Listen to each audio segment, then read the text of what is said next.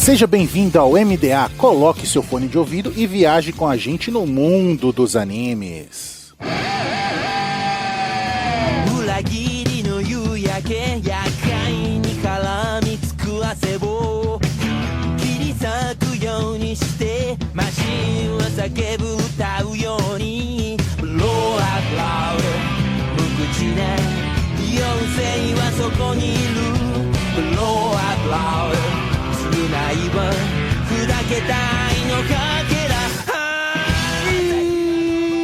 Estamos no ar com o MDA. Seja um navio pirata ou uma nuvem voadora, viaje com a gente no mundo dos animes. E nessa semana vamos viajar no mundo de Durararararararara.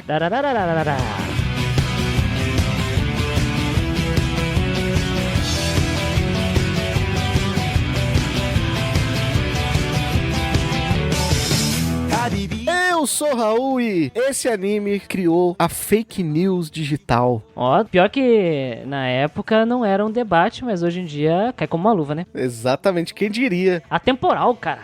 O negócio à frente do seu tempo aí, hein? Eles já discutiam a fake news digital em meados de 2004. O livro de 2004? 2004, abril de 2004. E o anime é de 2010, então, pô, há muito tempo antes, cara. Muito tempo antes já. Esse cara já tava à frente do seu tempo. Visionário, o verdadeiro visionário, cara. No primeiro governo Lula aqui no Brasil, eles já falavam de fake news lá no Japão. Já falava. Antes da mamadeira de piroca. Quem diria, hein? E aí, pessoal, eu sou o Christian e... Ô, Raul, não tá meio vazia a sala aqui da gravação, não? Rapaz, pra quebrar a cronologia mesmo, a gente tá gravando numa sexta-feira de carnaval. O que você acha que esses vagabundos estão fazendo? Putz, cheguei aqui na hora da gravação e tem ninguém. Isso significa que só sou eu e tu, meu querido? É, exatamente. Nesse momento, se você abrir o Instagram, é só boteco. É só boteco, os caras estão dentro do copo. Estão dentro do copo, exatamente. E é que os verdadeiros e os mais dedicados exploradores do mundo dos animes se reúnem agora? Também conhecido como Nerdola, né? Os nerdola.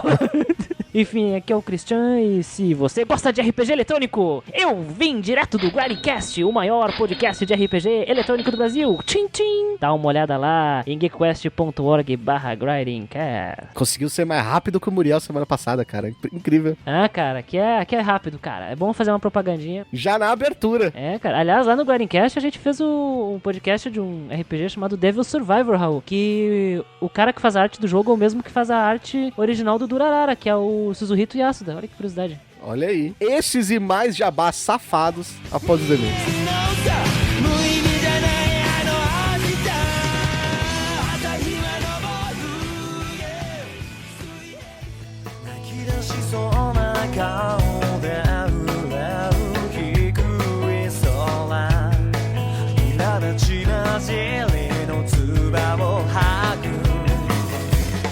E mais uma semana de e-mails e recadinhos do MDA. Sempre agradecendo os nossos parceiros do Catum, Grindcast, OPEX, Papo Nerd com Elas e o canal do YouTube Guizão Voador. E claro, agradecendo sempre o apoio da Anime Hunter na Galeria Sogo, terceiro andar, ou no site www.animehunter.com.br. Lembrando sempre que vocês podem usar o cupom NSV Mundo Geek e ganhar 10% de desconto nas suas compras em mangás. Nós também temos o apoio da Crunchyroll, o maior streaming de animes do Brasil, e da Rádio J Hero, onde estamos todo domingo às 4 da tarde.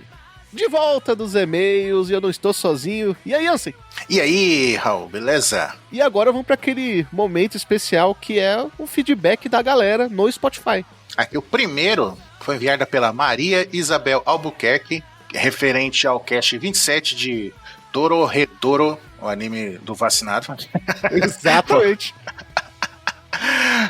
Ela comenta aqui, em caixa alta, perfeito, uma pena que acabou, ela carinha tristinha. Ah. O mangá acabou, mas o anime tá aí. Quem sabe a gente consegue fazer sair uma segunda temporada do anime e a gente consegue fazer uma segunda temporada do podcast, olha aí. Com certeza vai rolar, né? E o próximo e-mail é referente ao episódio 30 de Solo Leveling, o final. Mensagem do Matheus Crone de Almeida. Ele falou, incrível, Foi sucinto e preciso no comentário. Exatamente, foi cirúrgico, eu diria. Cirúrgico. Mas ele foi o único que mandou comentário referente a esse cast ou teve mais alguém? Teve o Kuhai Gui, e ele falou: bom dia, ou boa tarde, ou boa noite, depende da hora que o pessoal tá assistindo. Aproveitei as férias do trabalho pra colocar em dia os EPs do MDA. Olha aí que beleza. Eu espero que você esteja curtindo, dando notinhas positivas. E gostaria de dizer que adorei o EP de Solo Leveling, pois parecia estar em uma conversa agradável com os meus amigos. Obrigado. Não parecia não, você estava. Só que era, né, infelizmente, era uma conversa por um lado só, mas nós somos seus amigos, os amigos de todo mundo que gosta de animes. Se você não é aquele cara que, na época do Animistic, mandou e-mail falando que roubava a calcinha da vizinha no varal, você é nosso amigo. Agora, se você for esse cara, foi mal. Aí não, cara. Aí você não é nosso amigo. Aqui, outro comentário, referente ao episódio 31 de One Piece, o Arco dos Sereianos. Foi muito bom, que começou cada um falando de um jeito e terminou todo mundo aceitando os Sereianos. Porque é o nome verdadeiro, cara. Foda-se todos os outros. Esse é o verdadeiro Arco dos Sereianos, a Ilha dos Sereianos. Então, foi enviado por Dr. Drastic. Ó, um cara drástico, hein? Piadinha infame. Ele mandou aqui, ó, nota 8.5. Esse arco, para mim, tem os melhores flashbacks do Novo Mundo, tirando o do Oden, que eu acho que, teoricamente, é melhor. Eu acho que ele quis dizer isso, né? Porque se não for, eu estou decepcionado com você. Ele tá dizendo que, tirando o flashback do Oden, todos os melhores flashbacks do Novo Mundo estão nesse arco. Além de sentir como se tivesse realmente passado 2 anos longe dos chapéus de palha. Cara, foi foda. Eu não lembro se a gente chegou a comentar isso no cast, mas na época, no mangá, foi o Oda maldito, porque teve aquele negócio, não, a gente se vê daqui 2 anos, né, o 3D, 2Y, e aí o mangá ficou 1 mês sem lançar, tipo, ficou numa férias, ficou 1 mês, então quando voltou e eles se reencontraram, tipo, a gente ficou com a sensação de, nossa, faz bom tempo que a gente não vê o Sunk lá, tá ligado? Foi muito bom. E no anime, inclusive, ficou 1 semana sem lançar também. E de certa forma, a gente ficou um tempão sem ver os chapéus de palha, porque a gente tava vendo eles separados, porque começou a passar um monte de episódio dos arcos deles em treinamento, né? Então, realmente, os Mugiwaras, a gente ficou praticamente 2 anos, vulgo 8 episódios, sei lá. Né, sem vê-los. E quando a gente começou vendo ainda os Mugiwaras falseta, né? Os fake news Mugiwara. Uhum. E o próximo e-mail, referente ao episódio da última semana de High School Girl, uma viagem aos anos 90,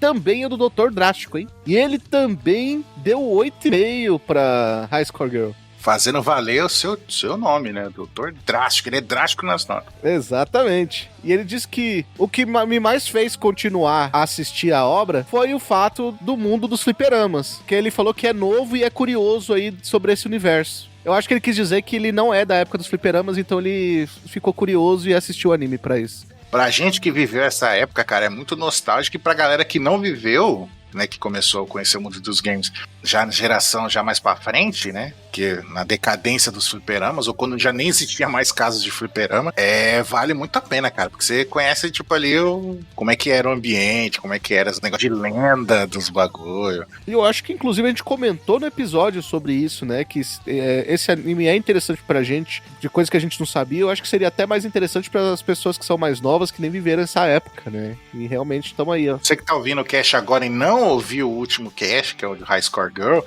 volta lá, ouça, porque, cara, além do papo ter sido muito engraçado, a gente ficou zoando, falando das nossas loucuras, a gente falou do anime, e o anime tem uma puta história legalzinha também. E também em Hardcore Girl, a gente tem uma mensagem aí do Odair. Eu me identifiquei muito com o anime por causa da menina loira, porque ela se ferrou muito, e eu também me ferrei num quase relacionamento com uma pessoa igual o protagonista. Se não me engano, chorei. Será que não foi o Muriel que mandou o e-mail e colocou outro nome, não?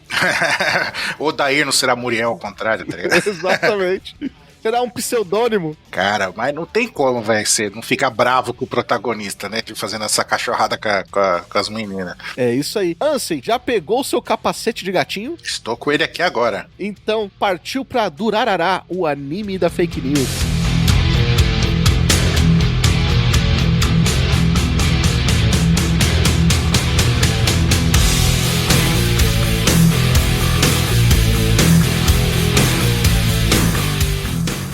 De volta volta dos e-mails para os dados técnicos de nome original Durarará. Durarararararararararara. Que significa? Durarararara. É isso aí. É uma onomatopeia. Tudo indica que tem a ver com o barulho do motor da moto. Curiosamente, a moto não faz barulho, né? Na série. Exatamente. Porque a moto é um cavalo, É um cavalo, ele relincha. mesmo não tendo cabeça. Mas é muito massa, cara, quando a Selfie, ela tá pilotando a moto, parece a sombra do cavalo cavalgando, cara, em vez de uma sombra de uma moto. Putz, uns detalhezinhos muito foda, né? Você vê que eles pegaram muitas referências ali naquele filme A Lenda do Cavaleiro Sem Cabeça, cara. Nossa, os caras, eles foram espertos na representação, né? Foram rapidinhos. Do gênero ação sobrenatural e romance. Romance, É drama, eu acho que drama é muito mais forte do que romance. então, tem ação? Tem sobrenatural? Tem. É uma dramédia, eu acho que é uma dramédia, né? Você tem drama e comédia ali com os personagens. Romance, sei lá. É que pra alguns personagens só tem romance, pros outros é só realmente ação, né? Só tem 2 casais, né? A mina sem cabeça e o cientista, e o cara que foge, né? E pra algumas pessoas aí, que eu tenho certeza, safados que estão escutando, acreditam que tem um romance entre o Shizu e o Isaiah, né?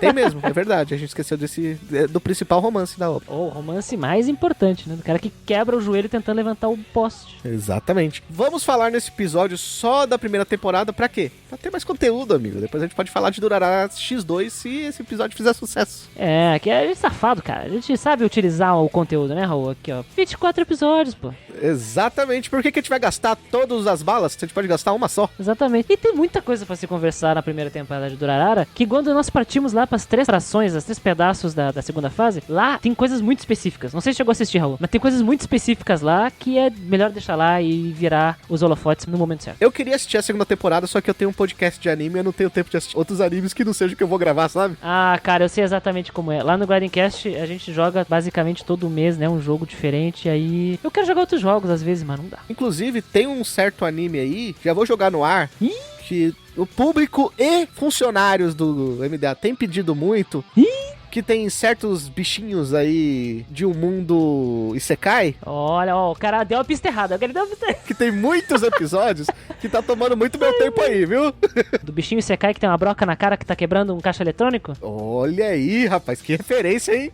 Essa referência aí, hein, bicho? Ah, você acertei, se é esse aí. É bem no início acontece essa cena aí, né? É, tem. Ah, então, ó, acertei, hein? Fica a referência aí, bicho. Enfim, a primeira temporada do anime tem 24 episódios e estreou em 8 de janeiro de 2010 no Japão e foi até 25 de junho de 2010, ou seja, ele pegou as 2 primeiras temporadas lá, né, a de inverno e primavera no Japão. Eu me recordo que eu assisti quando saiu esse anime, cara. Eu comecei a assistir Durarara na época que saiu mesmo. E eu me recordo que foi uma experiência muito boa, porque não só pela obra ser bem legal, mas porque essa foi uma boa temporada. Saiu muito anime legal nessa época. Ele foi contemporâneo, por exemplo, de outros animes que fizeram sucesso aí, como Angel Beats, por exemplo, né? E Bakateshi no Shokanju. Então tem umas coisas legais aí. Era a época que a temporada tinha muita coisa boa junto saindo, divertida saindo, né, cara? Hoje em dia a gente tem que pescar, né? Do estúdio, a primeira temporada, né? Depois a gente vai falar sobre a segunda, mas a primeira temporada está no estúdio Brains Base, que é estúdio de Oregairo, Bacano e Fumetsu no Anatae. Aliás, que teve podcast aqui, hein? O grande Fumetsu no Anatae. E eu participei.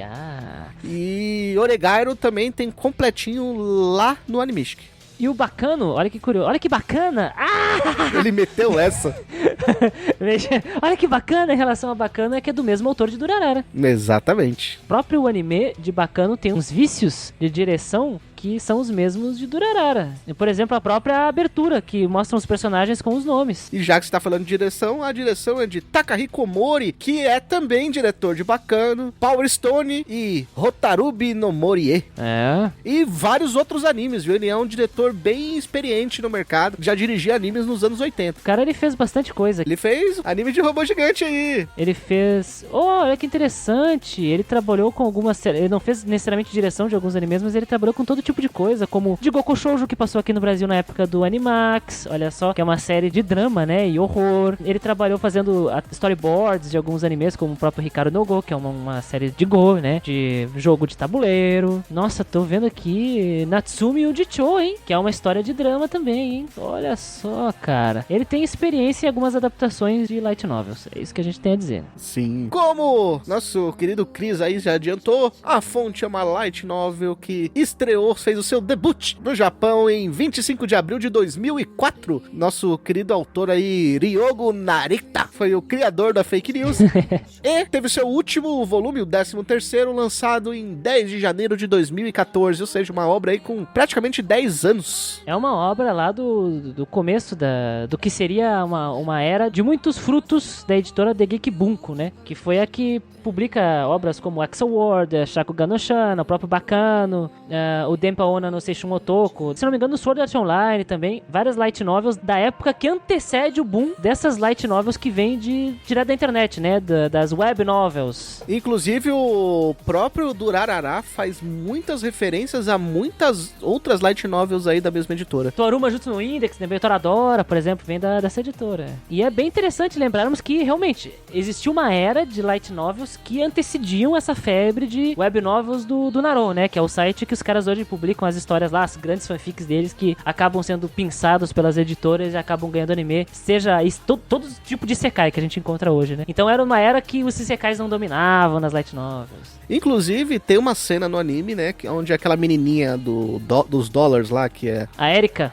Que é aficionada por esse mundo de mangás, light novels, que ela tá brincando com os bonequinhos da Shana e de Toradora. Exatamente, que eram obras que fizeram bastante sucesso nos anos 2000. Era um trio, né? Era um trio muito famoso nos anos 2000, que era Zero no Tsukaima, Toradora e Shakugan no Shana. Todas as 3 meninas dubladas pela Rieko Gimiya, né? Era o meme na época. Ela era praticamente especializada nesse tipo de personagem, né? Na Tsundere. A Tsundere. Sim. Especializada na Tsundere e especializada no irmão do Edward Elric, né?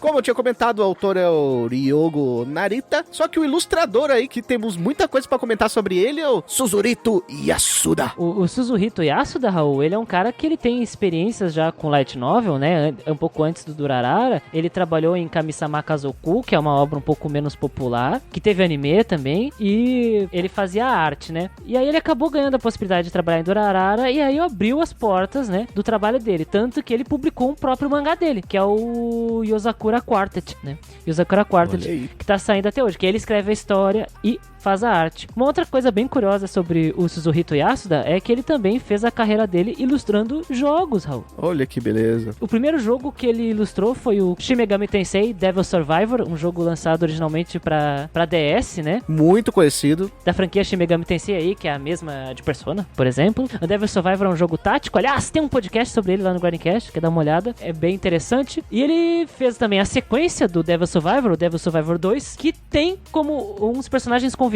que aparecem ali pelo um download, né? Teve um download de conteúdo lá, se não me engano, na versão de 3DS dele, porque ele foi portado pra 3DS, com os personagens de Durarara. O Shizu, por exemplo, é jogável nesse jogo. Posteriormente, o Yasuda, ele também fez a arte de personagens de jogos da série Digimon, como Digimon World Redigitize e Digimon Story Cyber Sleuth. Tanto o Cyber Sleuth quanto o capítulo Hacker's Memory, que é da série Story. Se desenhou o bichinho virtual, ele tem meu respeito. A arte dele não tem como não reconhecer, né? E ele desenhou os personagens do estilo dele. A Bandai e a Atlus, né? A Atlus que fez os Devil Survivors lá, né? Que tava por trás do Devil Survivor. E a Bandai Namco, que tá por trás do Digimon, deixaram totalmente livre a criatividade do Yasuda colocar todas as viagens dele. Tanto que ele coloca os personagens com aquelas roupas todas espalhafatosas e impráticas, mas bonitas de se ver, né? Ou seja, o ácido rolou solto. O ácido rolou solto. E umas meninas com uns peitos meio antigravidade e uns cara muito gostoso, né? Fazer o quê, né? Mas isso é comum do Japão, né, cara? Mas o Yasuda, ele dá um jeitinho bem único de fazer isso. Cris, é aquele momento de você brilhar. Conta pra gente o que é Durarara. Bom, Raul, eu vou te contar uma coisa do fundo do meu coração. Quando alguém pergunta sobre Durarara ou eu quero indicar esse anime pra alguém, eu não consigo entregar uma sinopse, porque é muito difícil sintetizar o que é essa série. No momento que tu assiste ou tu lê, aliás, eu tenho o primeiro volume da Light Novel japonesa aqui, souvenir que eu tenho aqui, né? Quando tu lê ou assiste a série, complicado tu dizer, por exemplo, quem é o personagem principal, porque tudo aquilo ali é um mundo vivo, e Ikebukuro é uma coisa muito única, aquela história que é contada de um jeito muito diferente, né? Sim, mas esse é o personagem principal, né? Ikebukuro, as pessoas, as empresas e as facções, né, que ali vivem. Exatamente. Então, a melhor forma, eu acho que de sintetizar o que é o Durarara seria uma introdução bem simples do começo da série, né? Que é nos colocada através do ponto de vista de um garoto que tá vindo do interior para a cidade grande, que é o Ryugamine Mikado. Esse cara, ele almeja explorar e conhecer os prazeres da cidade, porque ele não tem muito disso, ele não conhecia muito disso. Há quem diga que ele tá trabalhando no Brasil hoje em dia, viu?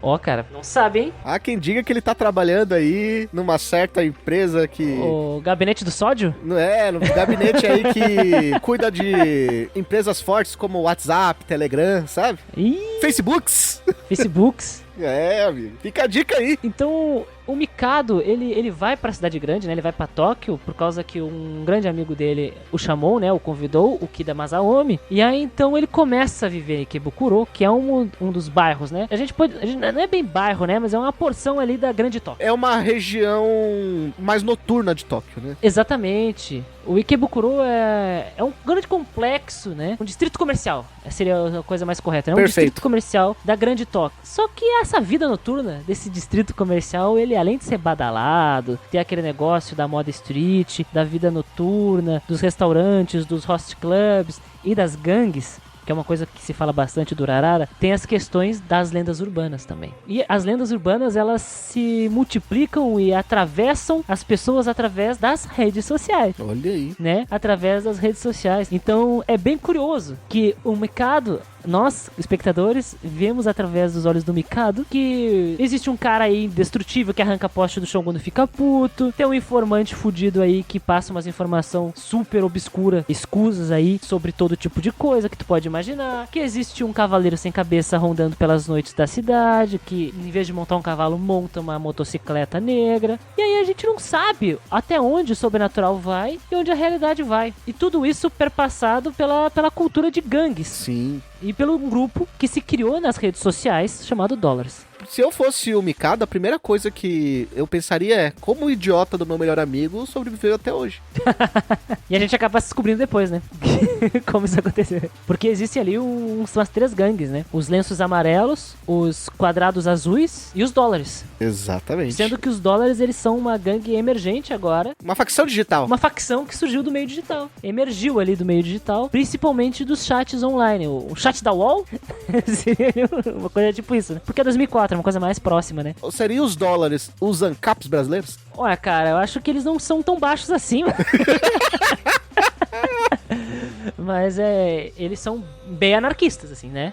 Isso a gente pode dizer, assim. Eles são a parte do anarco, eu acho que sim. E esses dólares se organizam pra esse ambiente digital, que é meio que uma mistura do chat da UOL, aí pra quem é velho sabe. Uma mistura de WhatsApp, /Telegram, /Line aí, né? Que é um chat de conversa. E um 4chan ali, né? Uma coisa meio que assim. É que na real, a gente imagina que no começo que seja online, alguma coisa assim, mas depois a gente descobre que é um chat interno dos próprios dólares, que qualquer um pode se inscrever e entrar, né? É um site, tu cria o teu nickname lá e aí tu entra e conversa com os outros dólares. É um fórum. É um 4chan, né? É um 4chan na Dark Web, onde você pode falar qualquer coisa e tal. Sim, exatamente. Sobre todo tipo de coisa. Geralmente é fofoca sobre as lendas urbanas e acontecimentos de Ikebukuro, né? Uhum. Fofocas. Ok, né? E nisso a gente vai conhecer todo tipo de gente que mora nessa cidade. Todo tipo de gente, velho. Desde o informante super bizarro que tira informações de lugares obscuros e ferra pessoas através disso. Um médico que conta a lenda que faz experimentos legais. Um russo que vende sushi. O que vende sushi, que dizem que pode fazer sushi de pessoa se tu fica no caminho dele.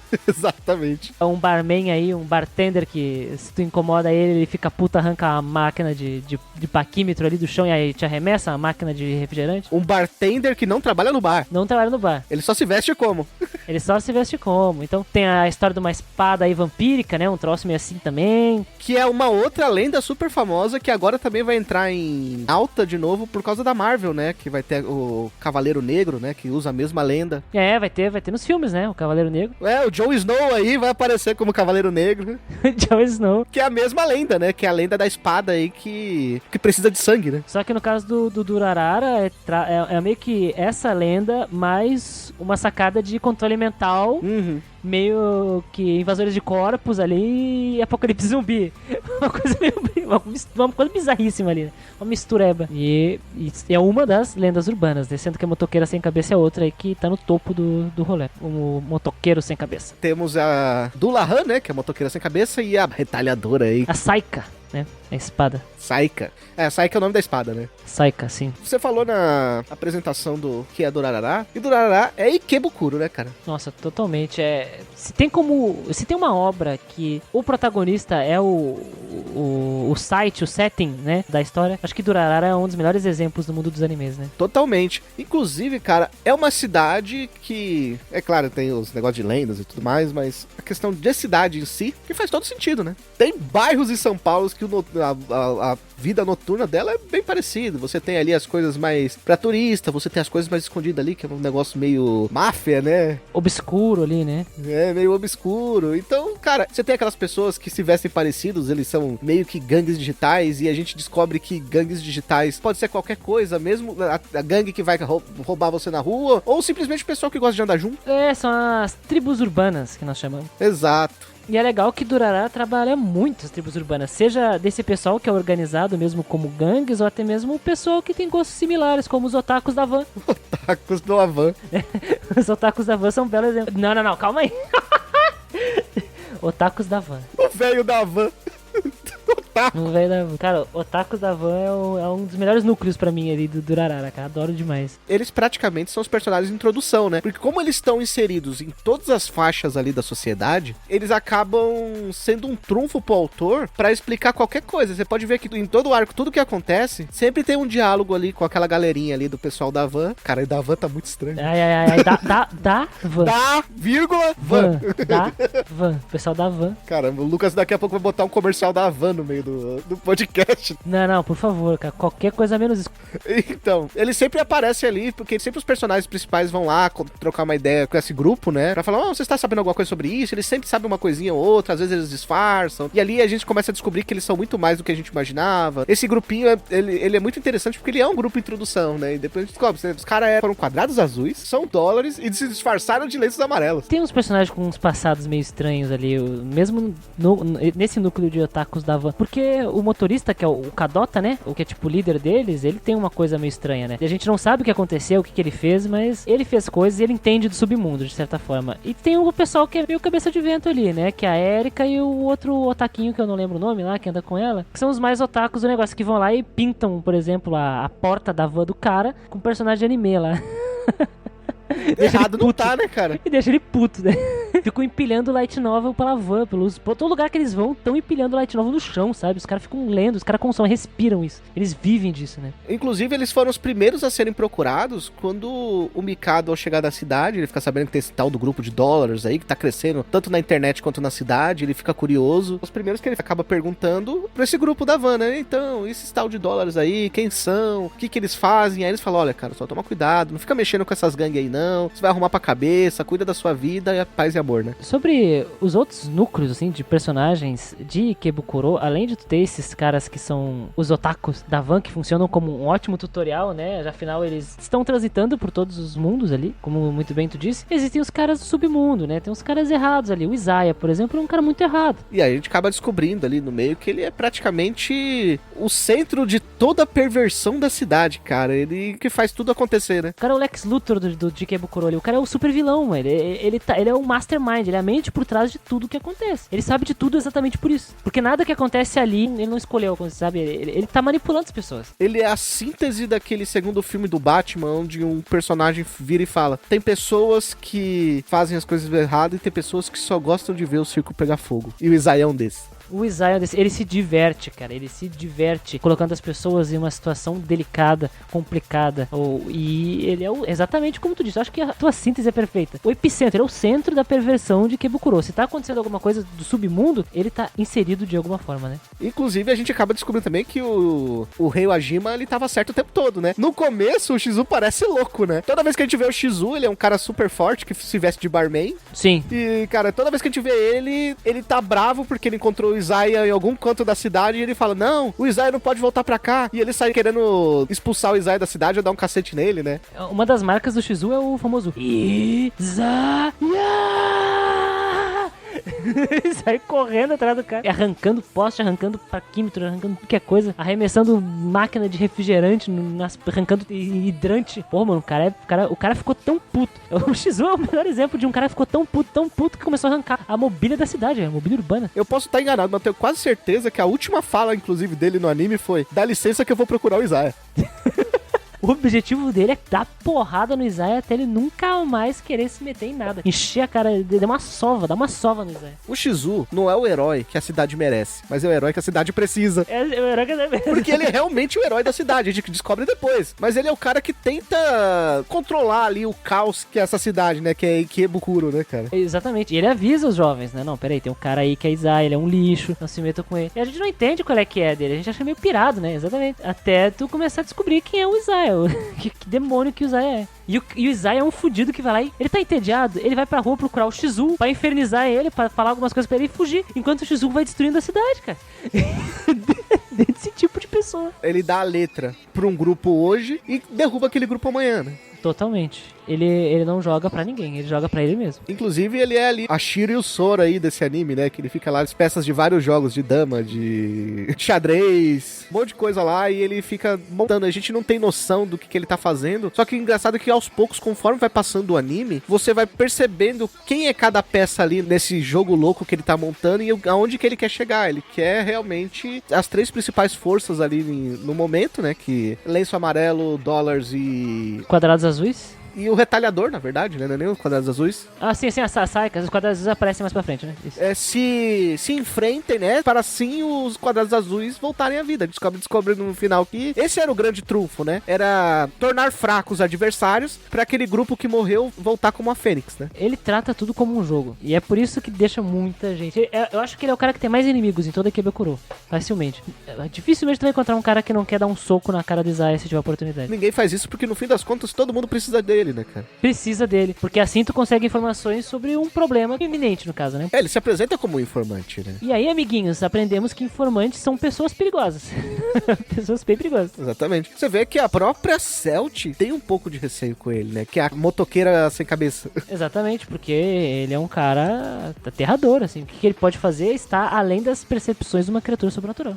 Ele é o Coringa desse universo, né, cara? É aquele cara que ele não tem poderes no meio de pessoas que têm poderes, só que a loucura dele é tão grande que é o maior poder que ele poderia ter, sabe? Até aquele negócio do poder provindo da loucura, né, sabe? O seu grande poder é a sua mente, né? A questão é meio que Lex Luthor, como você comentou, né? Sim, sim. E eu ouso dizer, Raul, que ele é mais do que que o Coringa aí, porque o Coringa, ele é meio psicopata e demonstra isso através de ações erráticas que a gente não entende muito bem. O Izaya, ele é um puta de um calculista, cara. Ele é um cara frio. Ele é o cara que tá pensando, sangue de barata, sabe? Que tu pode estar conversando olhando pra ele. Ele é um Peaky Blinder, ele é frio e calculista.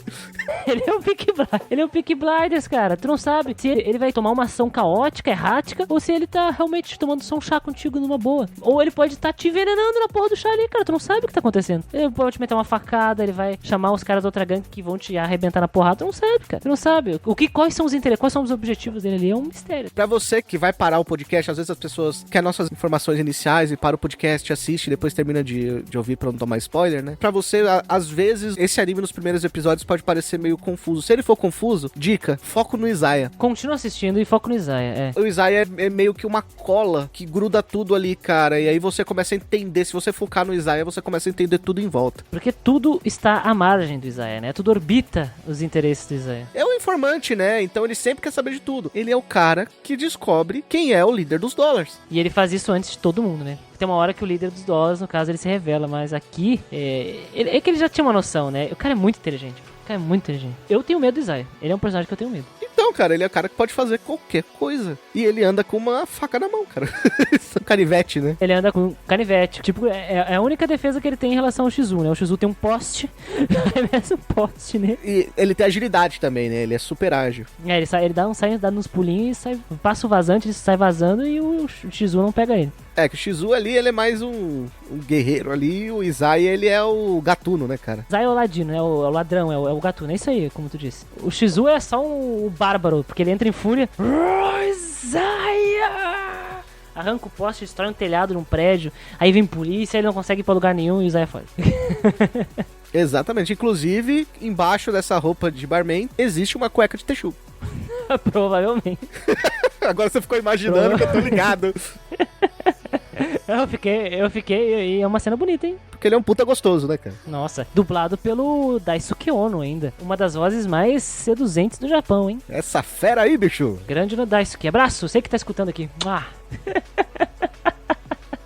E, claro, pra falar sobre esse anime, a gente tem que revelar os 3 personagens principais que parecem crianças à margem da sociedade, mas eles são muito mais que isso, né? Que é o Mikado, a Anri e o Kida. Sim, eu adoro como eles são introduzidos, né? Eles são introduzidos como pessoas normais, mas na verdade, no final das contas, eles têm as suas ligações obscuras, que acabam estando ligadas aos interesses do Isaiah também, né? A gente tem o Mikado, que a gente ficou brincando o podcast todo sobre fake news. Ele é o líder dos dólares, né? Ele criou os dólares não pra ser uma gangue, mas pra ser um grupo ali de pessoas que trocam ideia na internet. De brincadeira, né? De brincadeira. Ele é um cara sozinho, né? Ele é um solitário. E aí a gente descobre que ele começa a fazer perguntas quando ele chega na cidade, não por curiosidade. Ele quer saber qual é as merdas que esse grupo que ele criou está fazendo. Quais as consequências, quais são o alcance que gerou aquela pequena brincadeira dele. Ele cita, né? Nossa, eu era muito sozinho, solitário e tal, e aí eu queria trocar ideia, eu queria alcançar outras pessoas, e aí os dólares nasceram, só que saiu do controle. Saiu totalmente do controle dele, né? E tem o melhor amigo dele, né, que saiu do interior anos antes e foi pra cidade grande. E também era líder de uma gangue, né? O Kida, que a gente descobre que é o líder dos lenços amarelos. E olha só, todas as pessoas dos lenços amarelos usam lenços amarelos. Mas nem todos os dólares carregam dólares. Na verdade, ninguém, eu acho, tem dólares. Inclusive, esse era o grande trunfo dos dólares, né? Porque ele podia ser qualquer pessoa. Qualquer pessoa. Não tem cor, né, que represente ele. Não tem cor. Qualquer um pode ser. E outra, os dólares eram convidados via mensagem SMS, cara. Você recebeu um SMS lá, quer fazer parte dos dólares? Aí aparecia a pílula azul e a pílula vermelha, assim, entendeu? Quer fazer parte dos dólares? O que é isso? É um grupo de pessoas, sei o que, é um clube. Aí todo tipo de pessoa acaba entrando nos dólares. E por isso que os dólares são tão fortes, porque acaba surpassando todas as partes da sociedade. Desde as meninas lá, patricinhas, assim, até os caras do submundo mesmo. E aí, no chat online, todo mundo é igual, né? Exatamente. No fim das contas, o Mikado era só um coach fazendo um esquema pirâmide. É um esquema de Você parou pra pensar nisso? É um grande esquema pirâmide, exatamente. Cara. E aí saiu do controle. É um grande esquema de pirâmide dos dólares. Ele só esqueceu de vender top term. Esqueceu de vender, sei lá, avestruz, que nem teve lá o caso lá, acho que foi de Goiás ou Minas Gerais, o cara vendia avestruz, esquema de pirâmide. Vender bracelete ortopédico. Nossa, vendeu a jarra lá quântica, o que tu viu outro dia. Jarra quântica, mas eu não quero falar disso. Eu não quero falar disso. Eu não vi nada, eu não sei de nada. Jarra quântica com um ferro quântico que vai curar todas as doenças. O máximo que vai acontecer é você pegar um tétano tomando aquela água. Nossa. E nós temos ali o que a gente achava que era um triângulo amoroso, mas era, na verdade, uma grande amizade, né? A pessoa que deveria ser a princesa protegida, na verdade, ela guarda um grande segredo. A Anri é, na verdade, a retalhadora, né? Poxa, cara, é muito louco quando nós descobrimos isso na série. Cara, quando ela tira a espada... Sim, o olho dela fica vermelho, tá ligado? Caralho, o que tá acontecendo? Mano, quando a gente acha que ela vai morrer, porque a mina tá alucinada assim, atrás dela, a espada só começa a sair, assim. Aí faltou só essa frase no anime, porque a gente vê muito em obras japonesas, sabe? Principalmente quando falam de samurais e não sei o quê. O melhor samurai é aquele que não precisa tirar a espada da bainha, né? E ela não tira. Eu quero saber como que ela guarda a espada no braço, mas ela não tira. Não tira. Não lembro se na primeira temporada eles explicam como funciona a Saika. Não explica não. Então eu não vou te contar. Eu não vou te contar, tá? Não vou te contar que pode ser spoiler aí da segunda temporada, mas é uma coisa sobrenatural. Ela tira a espada do mesmo lugar que o Batman tira o escudo e todo mundo sabe disso.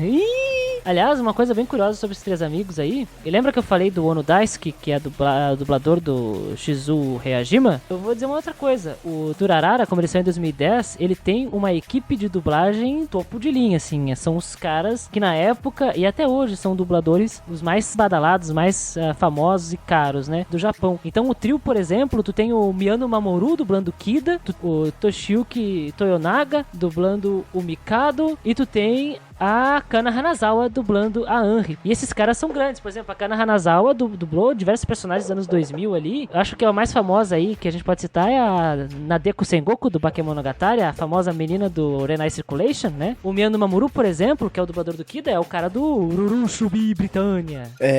E o Isaiah é o Hiroshi Kamiya. E Hiroshi Kamiya, entre todos os dubladores, é o protagonista do Bakemonogatari, é o Levi Heicho do Shingeki no Kyojin, né? Então, são os caras fodas aí. A equipe do estúdio conseguiu juntar uma equipe de seiyuu, né, de atores de voz aí, que fizeram um ótimo trabalho. Os caras são grandes, né? Tem um personagem que ele aparece no primeiro episódio, entrando na sala de aula só pra avisar pro professor que ele tem mais o que fazer e vai embora. Aí você acha que ele é louco, que ele só queria namorar, né? Porque a gente começa a ver cenas dele andando com a namorada, e depois a gente descobre que ele é um fugitivo, né? Pois então, Esse fugitivo é o irmão da menina lá, se eu não me engano? É, né? Isso, é o irmão da dona da empresa. Pois então, é o... Putz, como é que é o nome dele? Tá na ponta da língua, cara. É Yagiri Seiji. Yagiri Seiji, ele é apaixonado por uma menina que o motivo dele tá apaixonado por essa menina, cara, é bizarríssimo, cara. Mal sabe ele que ele foi enganado o tempo todo. Nossa, o tempo todo, porque não era, né? Não era. Exato. A sacada é que a irmã desse cara, ela pesquisava a cabeça de um Dullahan. A cabeça de uma criatura sobrenatural que, se não me engano, veio da Irlanda, né? Exato. Que é o Cavaleiro Sem Cabeça. E eles estavam tentando descobrir alguma coisa. Esse menino, que era o irmãozinho dela, na infância dele, ele ficava olhando pra essa cabeça dentro de um vidro. E ele ficou apaixonado. Apaixonado pela cabeça, porque é uma mulher bonita, né? Exato. E o que ele faz? Ele pensa, como eu vou resolver a situação? Ele pega a amiga de escola, esmaga a cabeça dela na parede e fala assim, bom, tá com essa cabeça no lugar da dela. Putz, cara, todo mundo é meio psicopatinha, né? E a sacada é que ele acredita que rolou isso aí, mas na verdade não rolou. Rolou só uma plástica. Mas no fim das contas ele se apaixonou pela menina genuinamente, né? Por mais psicopata que ele tenha sido. A menina amava ele e ela fingiu que era a cabeça da outra menina pra ele se apaixonar. Tanto que ela não falava, né? Enquanto tava com ele e tal. Ela só respondia com sinais de cabeça e tal. Porém, quando ela foi descoberta, ele acabou percebendo que ele amava aquela pessoa e não aquele intuito, aquela cabeça, né? A cabeça nada mais é que um amor platônico pra ele naquele momento, né? Era uma fantasia, né? Ele projetava uma fantasia numa coisa que ele não conhecia, então tava tudo dentro da imaginação. Aliás, isso é uma bela de uma alegoria para relacionamentos da vida real, né? Como nós projetamos o que nós queremos dos outros e se aquilo corresponde ou não. Sendo que na grande verdade, se nós estamos com alguém e amamos genuinamente essa pessoa, não é pela fantasia ou aquilo que nós queremos que ela nos entregue, mas sim pelo que ela é de verdade, e é uma lição que Durarara nos traz. E aquele negócio, né, cara? Cada personagem de Durarara dá um podcast inteiro, porque eles são personagens super complexos. São personagens, cara, que se a gente for bater papo sobre cada personagem, o que eles pensam, os diálogos que são colocados ali, são super complexos, né, cara? Não é, tipo, um anime pra criancinha assistir. É uma série pra adultos, vamos ser sinceros, assim. Ou uma pessoa que tá entrando na juventude ali, da adultez, né? Porque traz assuntos complexos, não complexos e difíceis. Não é um Evangelion, não é um Len, mas é sobre humanidade, a coisa principal é sobre relações humanas aqui. E eles tratam de temas tão complexos também, como eu falei, em 2004 eles estavam tratando sobre fake news na internet, que dependendo da pessoa, se a pessoa não tiver um discernimento correto, isso pode ser usado até de uma maneira errada, cara. Pode ser do controle, né? E já saiu, né? Nós vimos em loco como isso, por exemplo, pode afetar o resultado de eleições. Exato. E outra, a gente viu tanto fora, né, nessa questão das eleições, quanto no próprio anime, como os dólares saíram do controle, né? E virou um movimento violento. Então a gente vê no anime as ações e tudo que é gerado por essas ações. Todos os personagens, eles têm um começo, um meio e um fim nas ações que eles criaram. A gente vê os personagens no meio, né? A gente vê os personagens reagindo a essas ações. Depois a gente descobre, por flashbacks, por diálogos, o que eles fizeram. E no final a gente descobre como isso foi resolvido ou não. Sim. Que nem a gente tem um cientista que cuida de uma lenda, que é a mulher sem cabeça, né? A cavaleira sem cabeça. Ela... Sim. O Shinra Kishitani, né? Que é o médico. Sim, que foi descoberto pelo pai dele, né? Que é um maluco, completamente louco. E ele deu a cabeça dela, né? Ela passa o anime todo procurando a cabeça, e a gente acaba descobrindo isso depois, que esse é o grande intuito dela, porque esse é um ponto fraco dela, né? Tipo o baú do David Jones, assim, né? Porque atacando a cabeça, ela pode morrer. E o que acontece? Ele deu a cabeça pra ela não ir embora, pra ela ter um motivo pra ficar na cidade, porque ele era apaixonado por ela. Sim, e ele luta por ela, né? Ele luta por esse amor. E é mais uma relação complexa, uma relação interpessoal complexa que Durarara nos traz, porque acaba acontecendo, né, esse romance entre o Shinra, né, que é o médico, e a Celt. E é interessante que o Shinra, ele tá numa posição parecida com o do menino que se apaixonou pela cabeça, porque desde pequeno ele viu os testes na Celt, né, porque o pai dele, o Shingen, ele já tinha posse, ele já tinha controle dessa lenda há muito tempo, e ele sempre foi apaixonado por ela, e ficou claro, pelo menos já nessa primeira temporada, que o Shinra, ele não é só apaixonado pelo corpo ou pelo poder, mas genuinamente pelo que ela é. Sim. Porque por mais que a Celt seja uma personagem super poderosa, que ela pode, por exemplo, criar objetos físicos através da fumaça que sai do corpo dela. Tanto que ela nem tem órgãos, né? Ela só tem fumaça dentro do corpo dela. Ela é indestrutível, né? Aquela coisa toda. Ela controla o cavalo, que pode mudar de forma, que vira uma moto e tal. Não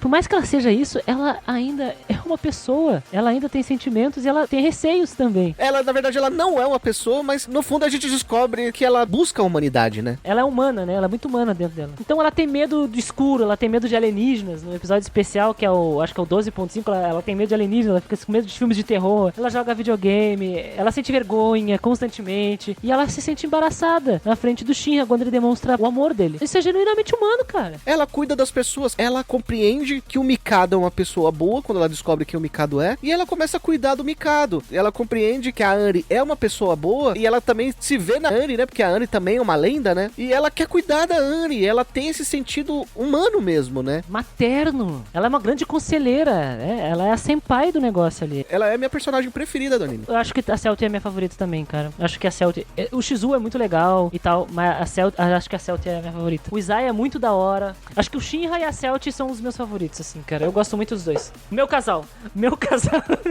O Shinra, cara, ele é um cara que você falou que ele luta por esse amor. E ele luta de uma maneira que as pessoas não dão muito valor, né? Ele é o cara que, tipo, quando ela chega, ele vai lá e faz uma comida, conversa com ela, escuta ela quando ela precisa conversar. Ele é realmente o dono de casa da relação, assim, sabe? Ele é o cara que dá carinho pra ela, sabe? Hoje em dia menos, né? Porque depois da pandemia as pessoas dão muito mais valor ao carinho, né? Porque depois as pessoas ficarem afastadas por tanto tempo. Mas o carinho, sabe? Esse tipo de amor fraterno, sabe? Esse negócio de... Demonstrações singelas, cara. É uma força tão poderosa que realmente fez ele, um cientista, conquistar uma lenda urbana, né, cara? Uma criatura sobrenatural.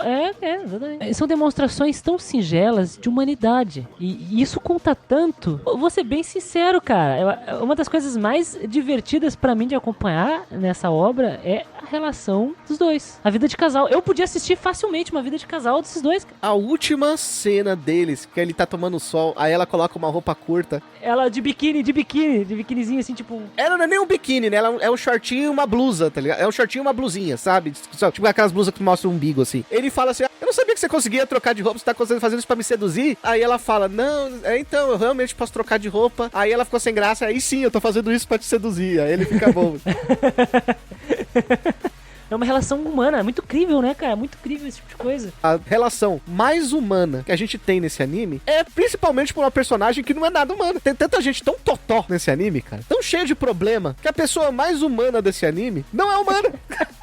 Não é humano. Eu gosto tanto da Celty e a gente não comentou, né, que o trabalho dela em Ikebukuro é ser uma entregadora ou mensageira. Ela entrega pacotes, ela entrega objetos, ela pode até entregar mensagens. Ela é o cara do rap aí, food, né? Só que ela trabalha pra quem paga, né? Então pode ser submundo. Se tu quiser entregar o gatinho pra tua vizinha, tu coloca ela na caixa ali de gatinho, de transporte, ela leva. Tanto que o primeiro trabalho que a gente vê dela, a gente conhece ela fazendo o trabalho pro Izaya. O Izaya é tão filha da puta que ele manda um grupo sequestrar uma menina e manda ela deter o grupo. Exatamente. Ela não faz barulho quando se move durante a noite, a moto dela não faz barulho e ela pode andar na vertical nos lugares, assim, ela é o melhor entregador que existe. Sim. É o melhor entregador que existe, então a Celty tem essa função. Mas como ela é uma cavaleira sem cabeça, como é que ela faz pra enganar as pessoas? Bom, ela usa um capacete que é icônico, né, o Raul? Com orelhas de gatinho, porque é Japão, né, cara? Exatamente, um capacete com orelhas de gatinho, um macacão preto bem coladinho aí. E como é que ela se comunica com os personagens já que ela não tem cabeça? Usando a ferramenta de texto do celular. Ou o computador, né, ou nas mídias ali, né, digitais, redes sociais, porque ela conversa bastante lá no fórum Dólares. Ela conversa muito lá no grupo dos Dólares, pra cacete. Tem uma cena que é muito engraçada, que ela manda uma mensagem pra Anne, a Anne responde ela. Depois eu tenho que te ensinar a mandar mensagem particular. É, ela é a Seton, se eu não me engano, no grupo lá. Por mais que ela escreva e os outros o tempo todo ficam lendo ela, pra nós não fica cansativo essa dinâmica, porque ela é dublada, né? Tem uma dubladora que lê esses, que fala, e fala da entonação que ela está sentindo. Então, constantemente nós estamos tendo a impressão das emoções da Celty, que por acaso é a Miyuki Sawachiro, que também é uma outra grande dubladora, e até hoje, né? Maravilhosa. Que faz uma voz muito fofa pra Celty. Eu acho que é a melhor dublagem desse anime, sabe? A gente tem dubladores maravilhosos, mas eu acho a melhor dublagem porque ela faz uma voz muito fofa pra personagem, pra mostrar toda essa timidez, toda essa humanidade que a personagem tem. Só que na hora que a personagem tem que ser forte, tem que ser a lenda urbana, ela faz também aquela voz mais de mulher poderosa, sabe? E, Raul, eventualmente tu vai acabar assistindo o Bakemonogatari, ela dubla uma personagem também lá, que é a Kambaru Suruga, que é completamente diferente da Celty. E aí tu vai ver o poder de atuação dessa mulher, cara. Depois que a gente descobre que existe a Dúlara, e o problema dela meio que é resolvido, né? Ela meio que é obrigada a se mostrar pra sociedade e tudo mais. E muitas das pessoas acabam achando que ela faz parte dos dólares porque ela tá andando ali no rolê ela tava resolvendo um problema dos dólares, né?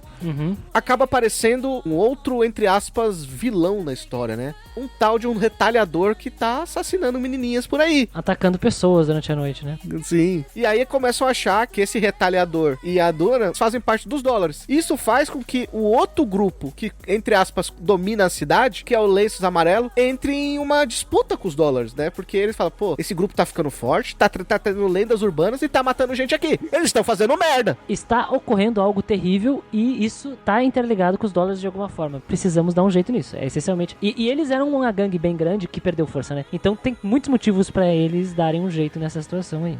Porque os dólares era a grande gangue do momento, né? Porque eles poderiam ser como poderia ser a cidade inteira, como a cena do celular mostrou, né? Exatamente. É a legião, né, cara? São todos são dólar. Cara, tem um empresário super rico lá, que o cara é dólar, porque sim. Dólar. As menininhas da escola, dólar. É interessante que é democratizado, né? É uma coisa democrática. Todo mundo pode ser, todo mundo pode participar, todo mundo tem a mesma voz ativa e faz parte desse meio. Por isso que é perigoso também. Ao mesmo tempo que é democrático, é perigoso, porque pessoas mal intencionadas, né, podem colocar tudo a perder, como a gente viu acontecendo na série. E aí a gente vai percebendo mais de uma personagem que estava dando dicas, né? Que é a Annie. A Annie, ela é uma personagem que parecia que ela estava apaixonada pelo Mikado, e o Mikado claramente está apaixonado por ela, né? Porque tem cenas dos dois envergonhados, só que ela sempre saía correndo quando acontecia qualquer coisa, quando ele pegava na mão dela, quando ele oferecia ajuda pra ela, né? Ela saía correndo por algum motivo. E aí a gente descobre que ela tem um passado extremamente sinistro. Uma coisa obscura. Que a mãe dela era a primeira retalhadora, que o pai dela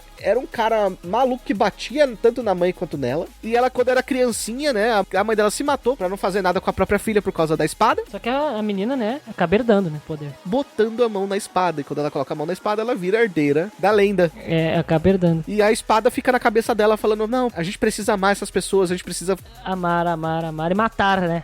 amar, matar. Era ou matar ou fazer essas pessoas virarem meio um zumbi dela, né? Que faz o que ela quiser. Que é uma outra coisa super complexa envolvendo essa personagem. Porque se tu parar pra pensar, ela é uma personagem complexada, ela tem um problema de família, ela tem essa questão que ela nunca recebeu o amor legítimo do pai dela, a mãe dela vivia numa situação muito delicada, e aí o que acontece quando ela tem essa possibilidade, o subconsciente dela, o interior dela, através dessas habilidades sobrenaturais, elas tentam alcançar aquilo que ela nunca teve, suprir aquela ausência. E ao mesmo tempo, graças a esse passado obscuro, ela é uma menina retraída, ela é mais delicada, na dela, mais solitária, ela claramente parece que ela tá sempre viajando, ou cabeça nas nuvens, e ela parece que ela não quer estabelecer laços com as pessoas próximas dela, com medo de machucá-las, ou se machucar, seja por essa questão sentimental do passado, ou seja pela questão física sobrenatural, né, porque pode tornar essas pessoas zumbis dela. Faço muito referência dela com o personagem Voldemort do Harry Potter. O Voldemort, ele é um personagem que nos livros ele explica isso melhor. Ele é criado pelo feitiço do amor, né, a mãe dele estava apaixonada por um trouxa, ela vai lá, faz aquela porção do amor, o cara vai lá, mora não sei quantos anos com ela, faz um filho nela que é o Voldemort e tal, mas como esse filho nasceu sem amor, né, depois ela acha que o cara vai se apaixonar por ela naturalmente, ela para de dar poção pra ele e o cara vai embora. Como essa criança nasceu sem amor, ele não sabe o que é amor, ele não sabe o que é amar, ele não sabe o que é o sentimento de amar. E a Annie, ela fala isso em vários momentos. Ela não tem noção o que é amor. Ela nasceu numa casa sem amor, ela não consegue ter empatia por ninguém, tanto por isso que aquele olhar dela é um olhar meio morto assim, porque ela não tem sentimentos. Meio perdido, né? Perdido. Não é nem porque ela não quer se machucar, não quer machucar. Ela realmente não sabe o que é amor e tem aquela espada falando na cabeça dela, precisamos amar essas pessoas, mas ela não sabe nem o que é isso. Pra ela, o amor que as pessoas falam é esse amor de matar uma pessoa com a espada. E por isso que a espada, ela confunde, né? Amar,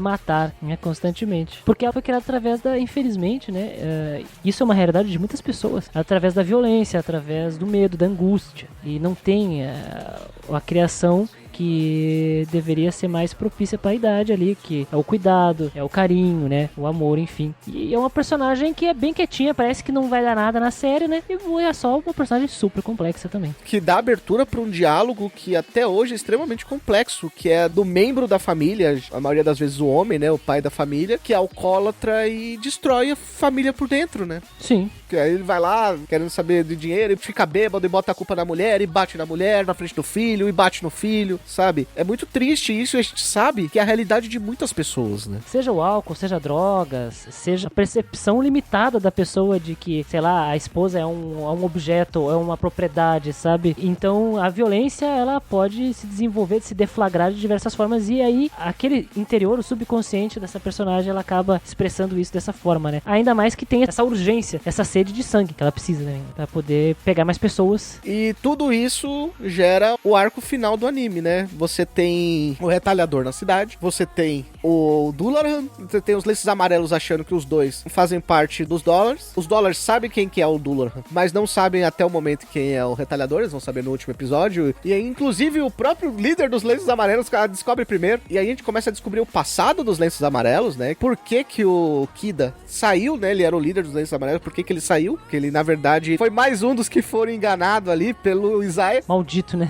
Cara maldito, velho.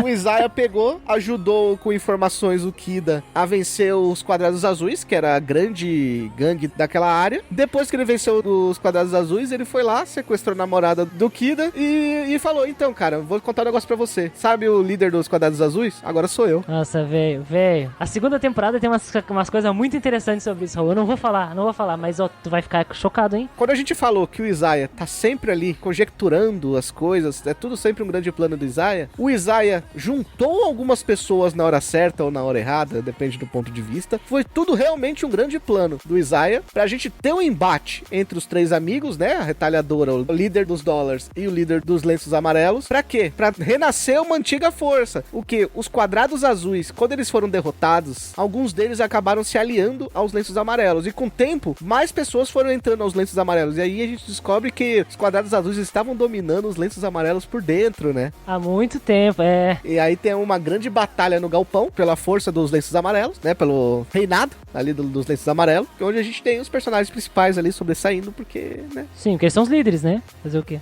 Exato. Eles têm que ganhar. E aí a gente descobre que o Kida não é só um cara besta, não, cara. O cara luta, o cara sabe fazer aquela cara de mal, de rei, de gangue quando precisa, sabe? Ah, o cara é brabo, hein? O Kida é um cara, assim, ó. E que ele passa aquela imagem de garoto feliz, delicado, ou amigão, né? Aquele arquétipo amigão, o amigo bobo. Só que ele esconde uma coisa obscura que é... Ele fundou uma gangue. É uma gangue de rua, que não surgiu na internet, ele surgiu na rua. Não era uma gangue pra juntar amigos pra conversar. Ele juntou vários amigos pra sair na porrada com as pessoas na rua, ponto. Sabe? Era pra brigar mesmo. Gangue de rua. E aí ele mostra isso nesse momento, né? E tudo isso e muito mais, meu amigo Chris, é Durarara. É uma das minhas obras favoritas por todos esses motivos e muito mais. Se você, ouvinte, ainda não assistiu, corre lá. Porque tudo que nós falamos aqui, mais que tenha algumas informações sobre o roteiro, não vai ser nem metade da surpresa que vocês terão quando ver isso acontecer. Porque a forma como é escrita essa narrativa e como o diretor conseguiu fazer um esforço hercúleo de fazer essas coisas fazerem sentido. No começo ela é meio confusa, mas eu entendo a função narrativa de ser confuso naquele começo. Porque as coisas começam a se conectar como se fosse um grande quebra-cabeça e tudo se interliga. Você precisa descobrir quem são aqueles personagens pra você se importar com eles e começar a unir esses personagens numa certa teia de aranha, né, daquela cidade. Então, os primeiros episódios são realmente um pouquinho cansativos, né? Os primeiros 5, 6 episódios são um pouquinho cansativos, mas valem muito a pena depois, porque eles trazem toda a complexidade que a obra precisa. A gente só passou por cima de alguns temas complexos, até porque não é nem nosso trabalho discutir temas complexos aqui, e a gente nem pode ter essa função, né? Talvez a gente fale alguma besteira e isso pode até dar gatilho em alguém, né, Cris? Sim. São muitos temas muito complexos que são tratados em Durarara. Além desses que a gente citou, existem inúmeros temas que são menores que a gente acabou nem falando, que a gente deixou pra você, ouvinte, que queira conhecer Durarara. E dito isso, Cris, a gente vai pra aquele momento que é as considerações finais e notas para Durarara.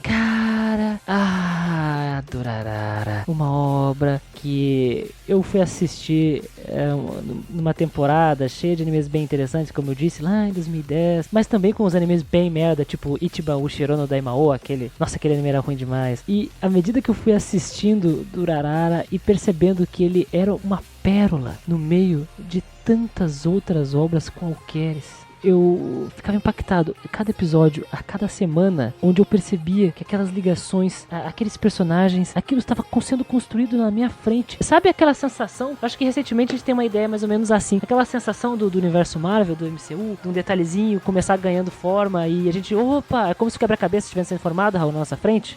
É tipo isso. Só que numa série de 24 episódios. E aí depois ganhou a sua segunda temporada dividida em 3 mais pra frente, né? Mas aqui estamos falando da primeira. E eu fiquei muito impactado. Eu era um jovem Chris. Eu ainda tava estudando naquele período. Não tem como se passar incólume por Durarara, sabe? Eu fui marcado e eu não tive como esquecer o que aconteceu. Os personagens, os temas, as subtramas. Acredito que uma das coisas mais poderosas em Durarara são as subtramas, o subtexto que a série traz. A série não é sobre só um personagem que vai lá e resolve todos os problemas, ele é muito poderoso, kkk. Não. Por mais que tenha um personagem super forte que tenta resolver tudo na porrada, ele não consegue. Ele percebe que ele é impotente frente ao grande plano, o grande plano maior. E a vida é assim. A vida é cheia de momentos e de situações que as coisas só fogem do controle e tentamos resolver do nosso jeito, e Durarara parece muito disso. Eu gosto de Durarara. Quanto mais velha a pessoa vai ficando, mais significado essas coisas, esses textos e subtextos dessa obra trazem pra agregar, né? Na época que eu assisti como jovenzinho, eu achei legal, fiquei impactado, como eu disse. Depois eu reassisti, bem mais velho, e eu percebi, nossa, realmente isso aqui é apaixonante. Eu tenho que tirar o meu chapéu para o roteirista, né, o original da Light Novel, que é o Narita Ryogo. O Durarara Light Novel, ele já terminou com uns 13 volumes, mas ele tem uma sequência, que é o Durarara SH, que tá saindo ainda. Então, efetivamente, a série não acabou, né? Só terminou aquela fase lá inicial mesmo. Tem os personagens antigos e personagens novos protagonistas. É uma continuação direta. Tô achando que eles vão lançar um anime dessa fase SH aí, quando tiver bem mais conteúdo, né? Daí eles já fazem bastante coisa. Porque é uma coisa bem comum no Japão. Esperarem ter um conteúdo legal pra poder fazer um arco completo e tal, uma transição. Então eu tiro muito o chapéu pro Narita Ryogo e tiro muito o chapéu também pro Takahiro Omori, o diretor. Eu não consigo compreender como esses caras fizeram esse trabalho. Como eles conseguiram trabalhar tantos subtextos e tantas narrativas numa colcha de retalhos. Talvez colcha de retalhos seja uma bela de uma... música do Chitãozinho Chororó. Pode ser também, mas eu não queria ter lembrado desses caras porque eles apoiam golpe, Raul. Ih, rapaz, são golpistas. Apoiador de golpe, hein? Eu acho que colcha de retalho é uma boa síntese do que é o Durarara. Por isso que é muito difícil dar uma sinopse, né? Muito difícil dar uma sinopse dessa obra. Se não assistiu, assista. Pra mim, é só um dos melhores animes da década passada com facilidade. E a minha nota pra Durarara, com base na narrativa complexa, sem querer ser pedante, é importante deixar isso claro, com uma direção competente, com personagens riquíssimos, subtextos, uma construção competente o famoso setup, né? Payoff, que é o pagamento pela construção, que é muito satisfatório. Por tudo isso, a minha nota, cara, aqui é 10 Kurobaikos, ou seja, 10 motoqueiros da escuridão, 10 motoqueiros negros sem cabeça. Faço minhas palavras do Chris. É um anime extremamente complexo. Os primeiros 5, 6 episódios podem ser um pouquinho difíceis de assistir, porque eles são focados em cada personagem. Eu entendo que eles são um pouquinho mais lentos, mas isso também vem muito da direção, que também se compreende, né? É um diretor que ele vem de uma escola mais antiga, né? Do Japão, então, quando os animes eram um pouquinho mais lentos. Sim. E faz toda a diferença no final do anime, então vale muito a pena. São assuntos complexos que são tratados. O autor da obra, impressionante como ele juntou tantos temas que são relevantes até hoje. O Chris falou, são atemporais. Eu fico muito feliz de ter demorado 12 anos pra assistir Durarara por um simples motivo. Talvez o Raul de 2010 não tivesse a maturidade o suficiente, porque eu acho que você ganha muito mais quando você assiste uma obra e você consegue absorver os temas ali, os diálogos que são ali colocados e até criar debates no meio disso, né? É que nem eu falei, não é o intuito do podcast criar debates sobre essas coisas. Eu e o Chris até conversamos bastante sobre esse tema em off, sobre o tema de fake news. Então são temas que geram debates de mesa de bar e tal, debates muito relevantes. E, cara, vale muito a pena conhecer. E deixa muito mais feliz, porque são debates que foram gerados a partir de 2004. Eu usei o exemplo do governo que estava naquele tempo, né? A gente estava no primeiro governo Lula e eles estavam falando de um debate que explodiu no mundo ali na eleição do Trump. né? E depois a eleição do Bolsonaro no Brasil, né? O fato de fake news, o uso correto e incorreto de informação, né? Décadas antes da mamadeira de piroca, Raul. A gente tem temas super relevantes como eu falei, o pai de família que bate criança, sabe? A pessoa que vive sem amor e ela tem aquela dificuldade de demonstrar. Cara, tem muitos e muitos e muitos temas que só traz complexidade em apenas 24 episódios. A direção é muito competente nesse sentido. A animação é a animação da época, é ok, não é nada mais que isso. Não tenho como dar uma nota menor que 10 pra primeira temporada de Durarara. E como as duas notas são 10, a média é 10. Média 10. É que o pessoal faltou o serviço hoje, né? Ninguém bateu ponto. E aí agora a gente vai instaurar a ditadura do 10 aqui, né? Exatamente. Faltou meter o cano no carnaval, vai ter que aguentar o 10. Vai ter que aguentar o 10. Me permite um parênteses aqui, Raul, antes de nós encerrarmos de vez? Sim, sim. As músicas, cara. Eu sou apaixonado pelas aberturas e encerramentos de Durarara também, cara. Tem um CD com as trilhas sonoras de Durarara que vale muito a pena, viu? Porra, cara, o Uragiri no Yuyake do Theater Book, que é a primeira abertura, é muito viciante. Complication do Rookies e Spunkies também, que é a segunda abertura. Ela é bem legal. É legal que essas aberturas falam sobre o ambiente, né, da série. E eu gosto muito dos encerramentos. O primeiro, aliás, ele fez muito sucesso na época. Isso eu posso confirmar porque eu assisti no momento que saiu o Trust Me. Aquele Trust Me, Trust Me, Trust Me. Eu gosto muito desse encerramento. Ele fez muito sucesso ao ponto de que gerou um monte de paródias e versões de outros animes fazendo o mesmo esquema, né? Montagem do encerramento com os personagens numa montagem só, um em cima do outro, né? Enquanto vai rolando. Não sei se